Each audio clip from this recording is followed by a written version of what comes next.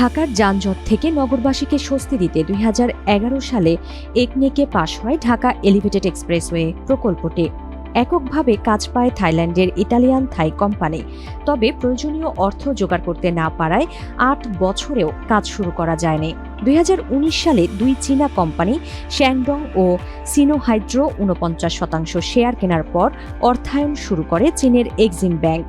2020 সালের জানুয়ারিতে শুরু হয় কাজ। প্রথমে বিমানবন্দর থেকে ফার্মগেট ও পরে এফডিসি পর্যন্ত দুটি অংশ খুলে দেয়া হয়।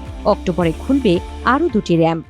অক্টোবর আমাদের এই যে তেজগাঁও যে র্যাম্পটা, যেটা হচ্ছে আপনার নামবে সোনারগাঁয়ের দিকে নামবে, এটা যদি কমপ্লিট করে দেয়, সোনারগাঁয়ের দিকে নামা ওঠা এক্সিট এন্ড এন্ট্রি।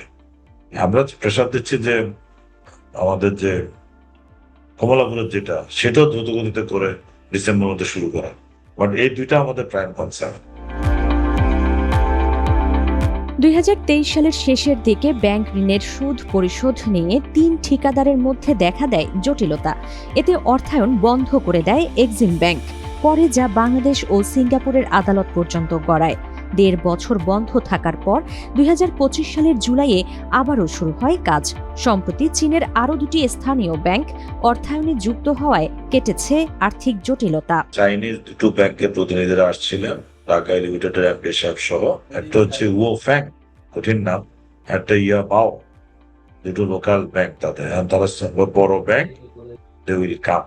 এবং আমরা তারা যে বিজিএফ পায়, বানাবল গ্যাপ ফান্ড, সেকেন্ড যে ইনস্টলটা আমরা এটা সার করেছি গতবার, তাদের অ্যাকাউন্টে টাকাটা জমা হয়েছে। সো তারা ফাইন্যান্সিয়ালি এখন খুব সলভেন্ট। তারা খুব দ্রুত আমাদের কথা দিয়েছে যে কাজ আবার নতুন কাজ তো চলছে।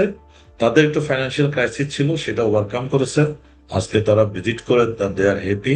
ওই দুটো ব্যাংক, চাইনিজ ব্যাংক, তারা নতুন করে এখানে ইনভেস্ট করবে এবং আমরা যে বিজিএফটা 30 কোটি টাকা, এটা দিয়ে তারা এখন দ্রুত গতিতে কাজটা করবে বলে আমাদের কথা দিয়েছে।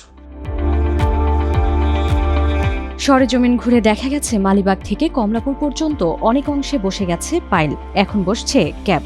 কাজ চলছে হাতিরঝিল ও পান্থকুঞ্জ অংশেও। সেতু সচিব জানান, বিমানবন্দর থেকে বনানী অংশের কাজ শতভাগ শেষ। বনানী থেকে মগবাজার রেল ক্রসিং পর্যন্ত দ্বিতীয় অংশের কাজ শেষ হয়েছে 85%, আর মগবাজার থেকে কুতুবখালী তৃতীয় অংশের কাজ 25% শেষ হয়েছে। বাকি কাজ আগামী বছরের ডিসেম্বরের মধ্যে শেষ করতে চায় কর্তৃপক্ষ। বাকি অংশটা এখন তাদের পুরো লোক বল, তারা ওই পার্টে থার্ড ফেজে তারা ইনভলভ করবে, এনগেজ করবে। সো সেখানে কিন্তু পিলারের কাজ আমাদের অনেকটা আগে গেছে, পাইলের কাজ। সো পাইলের কাজ হয়ে গেলে উপরের কাজ কিন্তু দ্রুত করা যায়।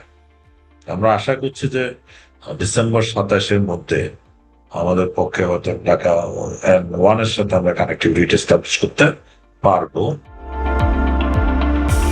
তিনি জানান, প্রকল্পটি ঢাকা শহরের উত্তর দক্ষিণ করিডোরের সড়ক পথের ধারণ ক্ষমতা বাড়াবে, যুক্ত করবে পূর্বাচল, ঢাকা আশুলিয়া ও ঢাকা মাওয়া এক্সপ্রেসওয়েকেও। আমাদের কুতুবখালী পর্যন্ত যাওয়ার ক্ষেত্রে আমাদের 2-3টি আবার কম্পোনেন্ট যোগ হচ্ছে, আপনি জানেন।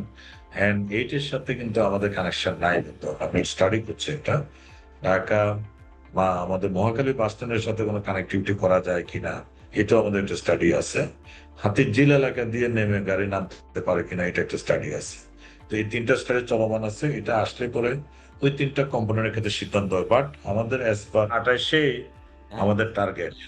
বিমানবন্দর থেকে কুতুবখালী পর্যন্ত মূল এক্সপ্রেসওয়ের দৈর্ঘ্য প্রায় 20 কিলোমিটার, যেটিকে ওঠানামার জন্য বিভিন্ন স্থানে 31টি র্যাম্প থাকবে।